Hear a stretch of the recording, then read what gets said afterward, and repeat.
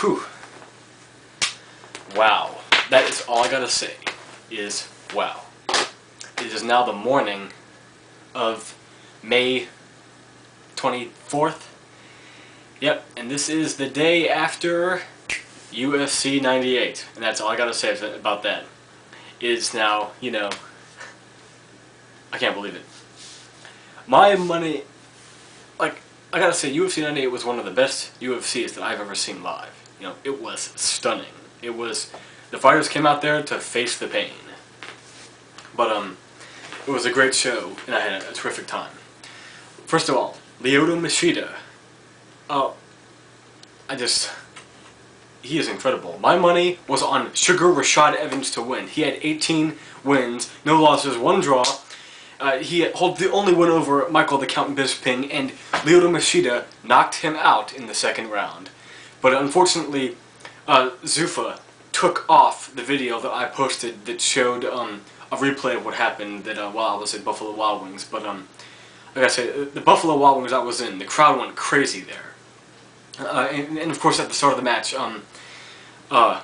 you know, so, and Machida looked so good doing it, you know.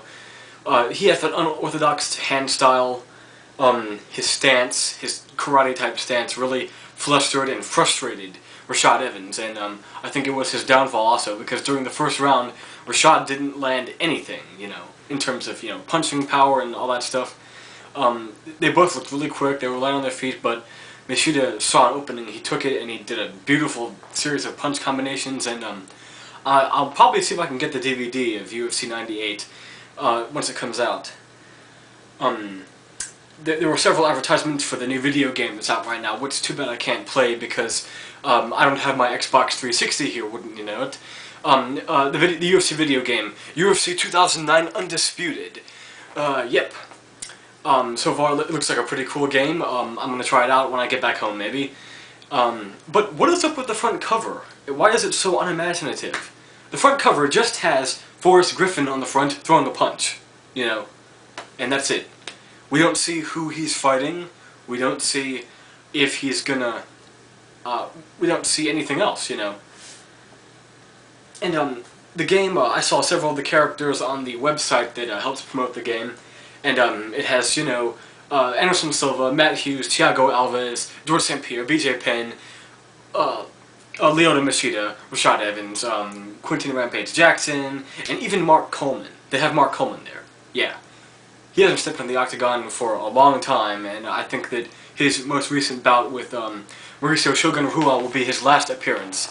Yeah, he hasn't defeated anyone in the octagon since Dan Severn at UFC 12. But how come they have Mark Coleman with him, but they don't have Don Fry? I mean, come on. Don Fry has more wins in the octagon than Coleman. He's had more success, too. But people remember Coleman, they refer to him as a legend due to his ground and pound style. But he looks kind of different in the video game. They got Brock Lesnar too. Well, anyway, so the rest of the fights were really good. Now I'm going to talk about the Matt Hughes Matt Serra matchup, the grudge match, if you will, about them.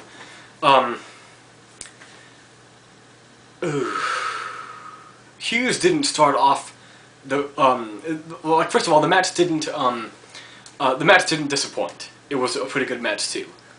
It went the distance. And Matt Hughes ended up winning the judge's decision, but Hughes looked to be in big trouble by Serra during the first round. Because Serra threw a punch that got him in the back of the head, and as he was like shooting for a takedown, and he caught an accidental headbutt, and that really rocked him, and Serra did more damage in that round. Hughes was able to come back and score the takedown at least 2 or 3 more times. Serra took Hughes down at least once, but Hughes just was more dominant on the ground. So it's probably not Hughes' last match ever in the octagon. There's a chance it might have been if he had lost it.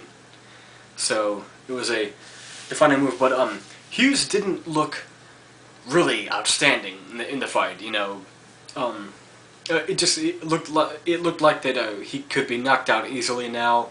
And I saw his tough training that he was doing. You know, he was training in well, Iowa, Illinois at the military's camp.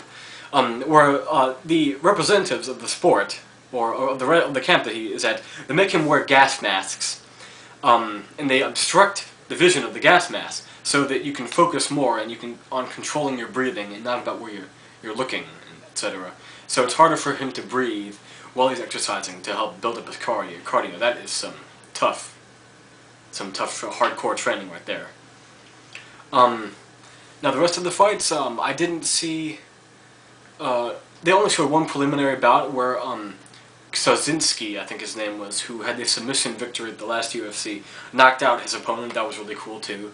There was also one of the fights during the night only lasted 33 seconds after another guy got knocked out. So it was a pretty much knockout night. Sean Shirk ended up kind of disappointing me. You know, he was involved in the first fight, but he didn't.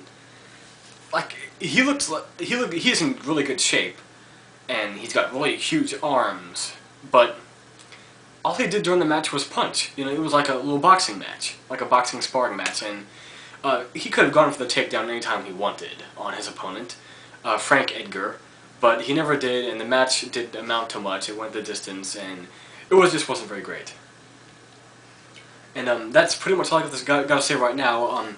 I should see how I could try to get the next UFC video posted, or the one where I actually film footage of the UFC event actually happening. But I did it, and all, it was a great night, and I can't wait to be back in Richmond at the Buffalo Wild Wings there for the next UFC. So,